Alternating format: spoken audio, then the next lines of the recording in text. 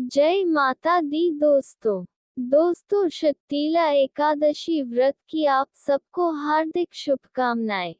तो आइए हम इस एकादशी व्रत कथा का श्रद्धापूर्वक श्रवण करें।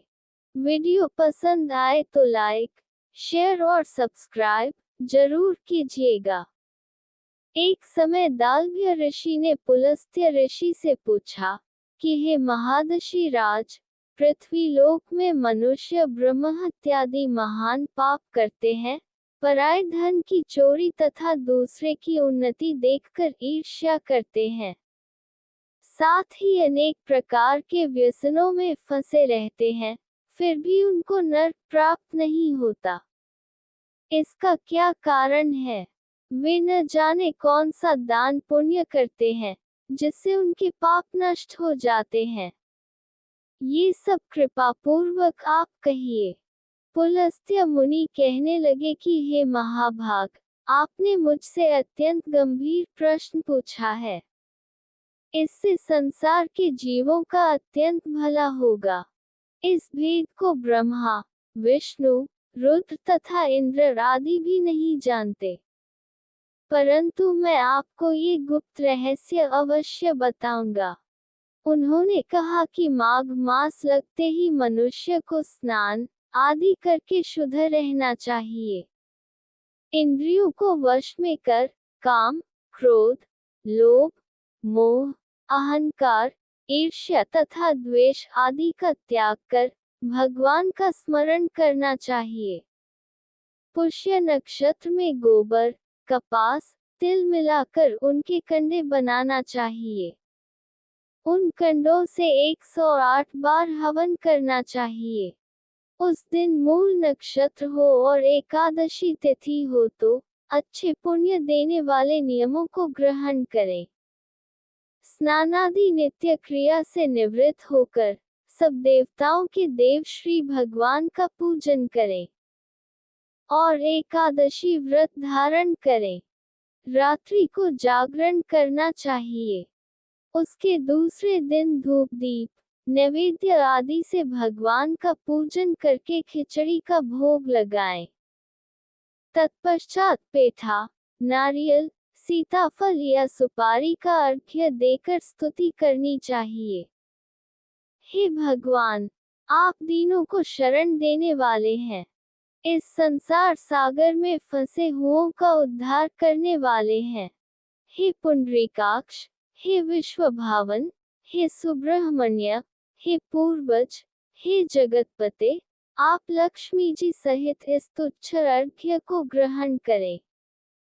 इसके पश्चात जल से भरा घड़ा ब्राह्मण को दान करें तथा ब्राह्मण को श्यामा गौर और तिल पात्र देना भी उत्तम है।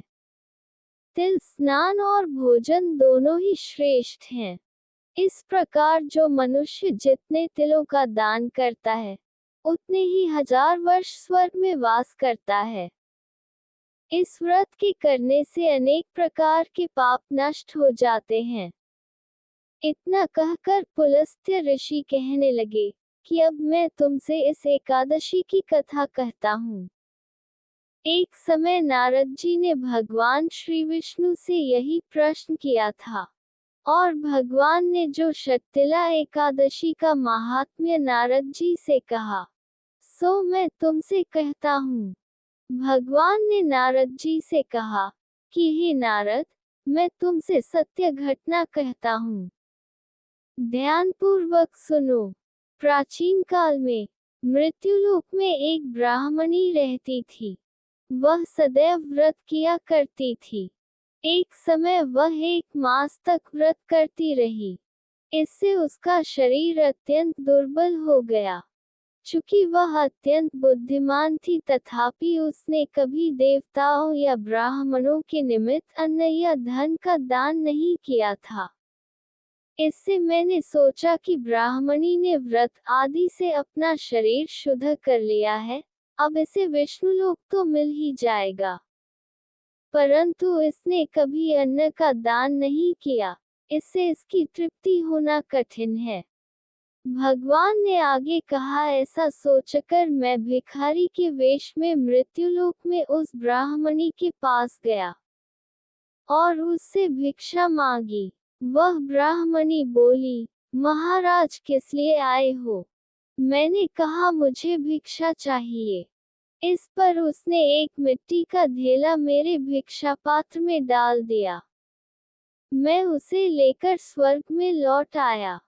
कुछ समय बाद ब्राह्मणी भी शरीर त्याग कर स्वर्ग में आ गई। उस ब्राह्मणी को मिट्टी का दान करने से स्वर्ग में सुंदर महल मिला, परंतु उसने अपने घर को अन्नादि सब सामग्रियों से शून्य पाया। घबराकर वह मेरे पास आई और कहने लगी कि हे भगवान, मैंने अनेक व्रत आदि से आपकी पूजा की, परंतु फिर भी मेरा घर अन्नादि सब वस्तुओं से शून्य है। इसका क्या कारण है? इस पर मैंने कहा, पहले तुम अपने घर जाओ। देव स्त्रियां आएंगी तुम्हें देखने के लिए। पहले उनसे शर्तिला एकादशी का पुण्य और विधि सुन लो, तब द्वार खोलना। मेरे ऐसे वचन सुनकर वह अपने घर गई। जब देव स्त्रियां आईं और द्वार खोलने को कहा तो ब्राह्मणी बोली, आप मुझे देखने आई हैं तो शर्तिला एकादशी का महात्म्य मुझसे कहो। उनमें से एक देवस्त्री कहने लगी कि मैं कहती हूँ। जब ब्राह्मणी ने शर्तिला एकादशी का महात्म्य सुना, तब द्वार खोल दिया। देवांगनाओं ने उसको देखा कि न तो वह गांधर्वी है और न आसुरी है, वरन पहले जैसी मानुषी है।